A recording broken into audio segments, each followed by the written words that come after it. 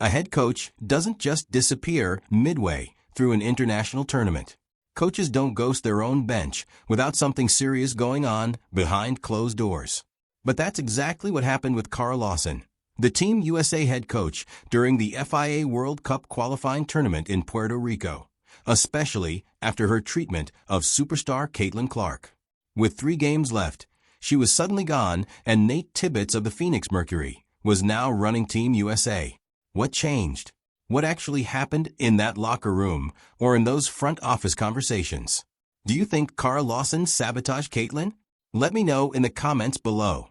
Here's where it gets interesting. There was a plan going into this tournament. That plan had Caitlin Clark, the most exciting player in women's basketball right now, coming off the bench, not starting in 4 out of 5 games. Consider Game 1 against Segal. Clark came off the bench, played limited minutes, and still broke 5 FIA world records in that game. She posted the highest assist total ever recorded by a USA debutante in a FIA qualifying game. Records that had stood for decades were gone in one night. Kara Lawson's response was to put her back on the bench for the next game.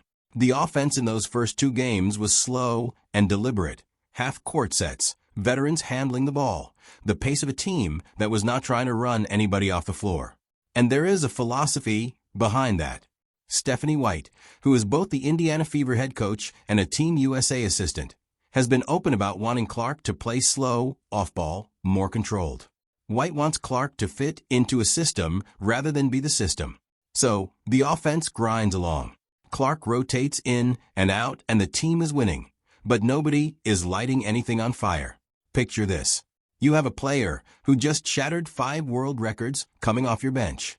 Your offense is moving at half speed. Your starting guards are running sets that eat 20 seconds off the shot clock before a shot goes up. And your best decision maker in transition is sitting down. That is not a coaching philosophy. That is a puzzle with the wrong pieces in the wrong spots. Clark's game runs on pace and quick reads. She sees the floor 2 seconds ahead of most defenders. When you slow that down, you do not just limit Clark, you make the whole offense worse because now defenses can set up and take away everything. The early box scores showed it. The team was functional but never explosive, never getting into that rhythm where the other team just cannot keep up. Then came the Puerto Rico game. Clark's minutes got cut even further. Puerto Rico ran a box and won against her, dedicating an entire defensive scheme to taking her out of the game. And it worked. Not because Clark is not good enough, but because the offensive system around her had no answers. The team looked stuck. Commentators noticed. Fans were furious. If you watched that game, you felt it too. This was not working, and everyone could see it except the coaching staff. But that is not all.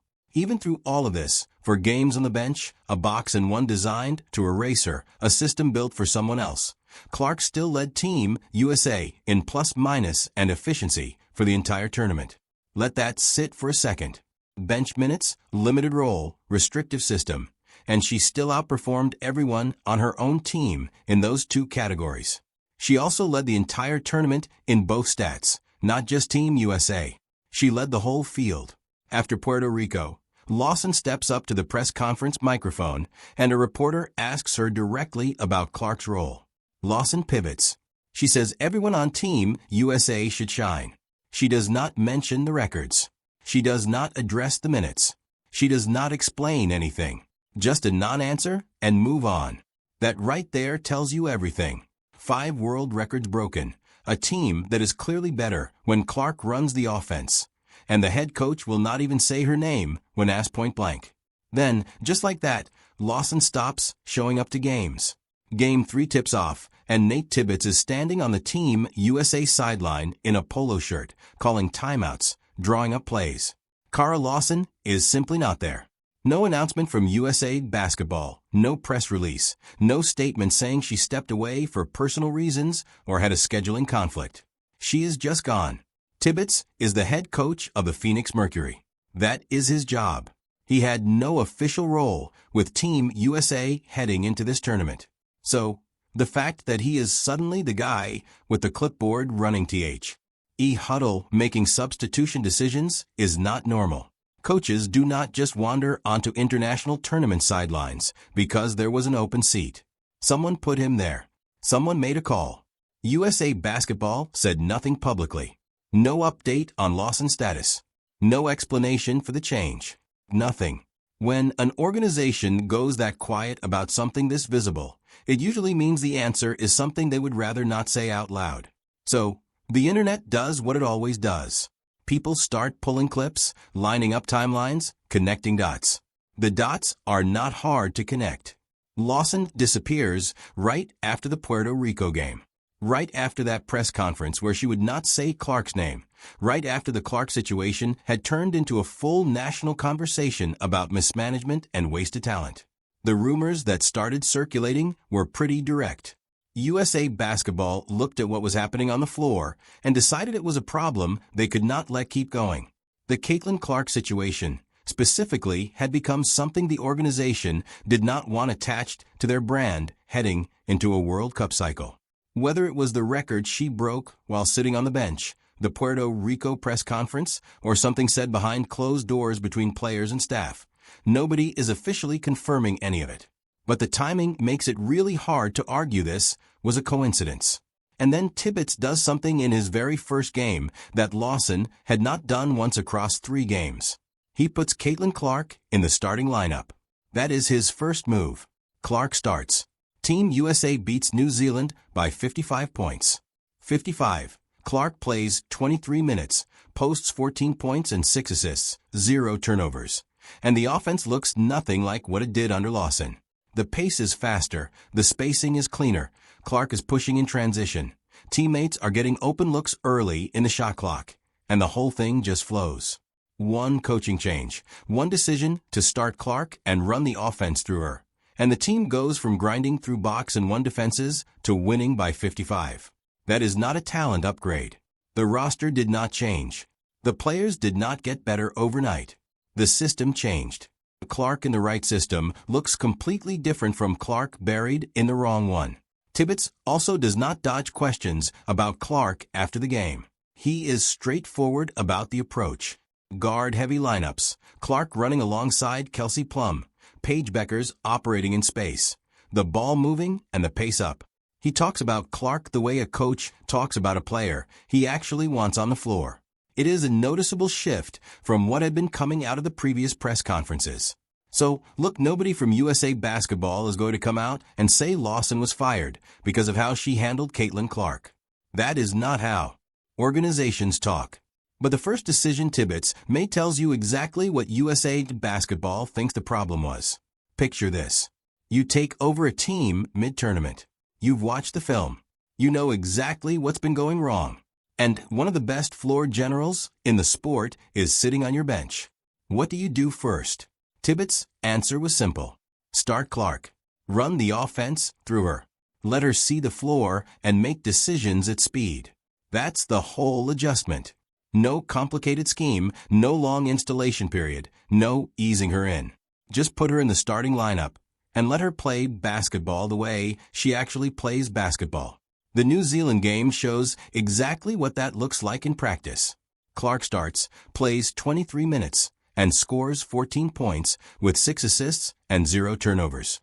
Team USA wins by 55 points. The margin is almost beside the point because of how it happens. Early in the first half, Clark is already pushing in transition, finding teammates before the defense can set up, creating clean looks that were not there in the first 2 games. The spacing opens up immediately because defenders have to account for her at speed. And when they do, everyone else gets easier shots. Now, some people will say New Zealand isn't a tough opponent and a 55-point win doesn't prove the system works against real competition. So, let's look at the full tournament numbers instead. Clark led Team USA in assists, plus-minus, and efficiency across all 5 games. And she led the entire tournament in plus-minus and efficiency. Not just her team, every single player from every single country in the field. Those numbers cover every opponent, every game, including the ones she spent on the bench. So, the argument that the blowout was just a mismatch doesn't really hold up when the data runs across the whole tournament. Tibbets puts Clark alongside Kelsey Plum and Paige Bueckers in the backcourt. 3 guards on the floor at the same time, all of them capable of handling the ball and making decisions. Italy has no good answer for it. USA wins by 34 points, and the offense genuinely looks fun. It has pace and personality. The ball moves, the floor is spread, and Clark is operating exactly where she is most dangerous, in space, making reads, creating for others before the defense can rotate. That guard-heavy approach is the bigger stylistic shift Tibbets brings in. It is not just a Clark adjustment. It is a full philosophy change. Smaller lineups, faster pace, more ball movement, more decisions happening at speed. And that style works specifically because Clark's skill set makes it possible. She is the one who can push it in transition and still make the right read. She is the one who can get into the paint and dish out before the help arrives. The whole system breathes differently when she is running it. Under Lawson, the offense asked Clark to fit into a structure that was already decided. Slow it down, play off the ball, operate within the system. Under Tibbets, the structure gets built around what Clark does naturally. Push pace, make reads, create for others, and punish any defense that tries to slow things down.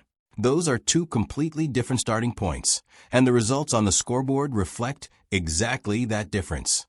So by the time the final game of the tournament tips off, Clark is starting, playing the most minutes on the team, and the wins are stacking up by 30 to 50 points. The tournament MVP conversation is not really a conversation at that point. 14, that's the number. 14 FIA world records in 7 days, and she spent most of that time coming off the bench. Let's talk about how this tournament actually played out game by game.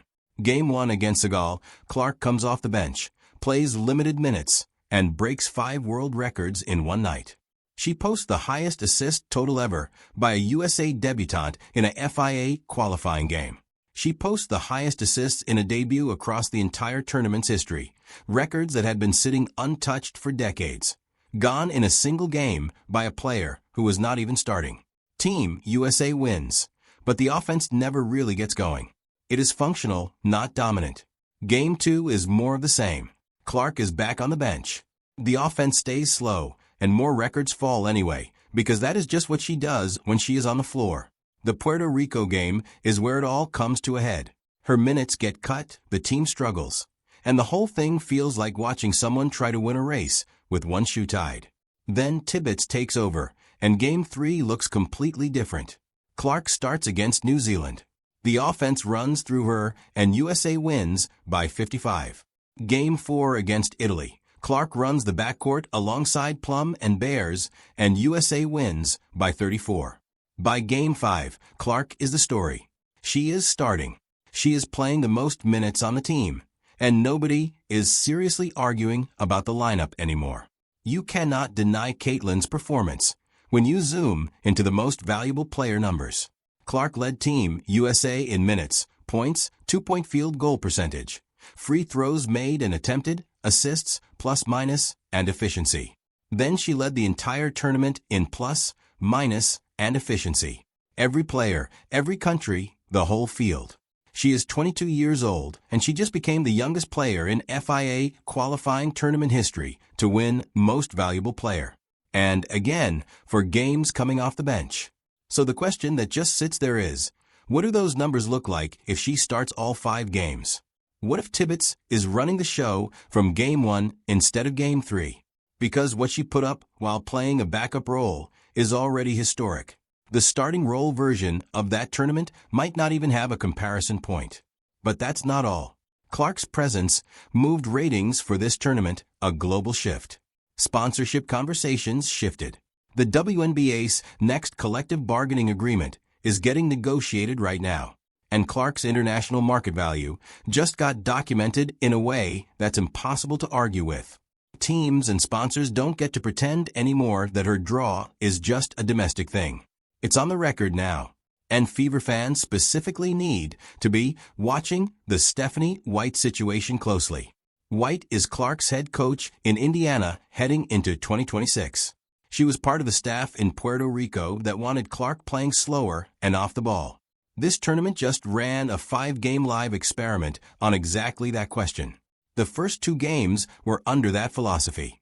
The last 3 were under Tibbets, who went the other direction. The wins were by 55 and 34 points. The results are not subtle. Every fan who said Clark was being mismanaged was right. Every analyst who looked at the box scores and said the math does not add up was right. The coaching change is USA Basketball admitting it out loud without actually saying the words. 14 world records, a tournament MVP, and a head coach who quietly disappeared. None of that is a coincidence. And Clark is 22, just getting started with a full WNBA season in Indiana coming up, where she is finally the unquestioned centerpiece. Kara Lawson is gone. 14 world records are on the books, and the youngest FIA qualifying tournament MVP in history is 22 years old. The Indiana Fever head into 2026 with a coaching staff that just watched up close what happens when you do not build around Clark. Stephanie White was right there on that sideline. She saw all of it. So, if you watched this tournament and felt vindicated, you should. The fans were right. The numbers were right. USA Basketball eventually figured out, too. Do you think Kara Lawson sabotaged Caitlin? Let me know down in the comments below. Like, subscribe, and turn on all notifications so you never miss out. Click the video on the screen, and we will see you in the next one.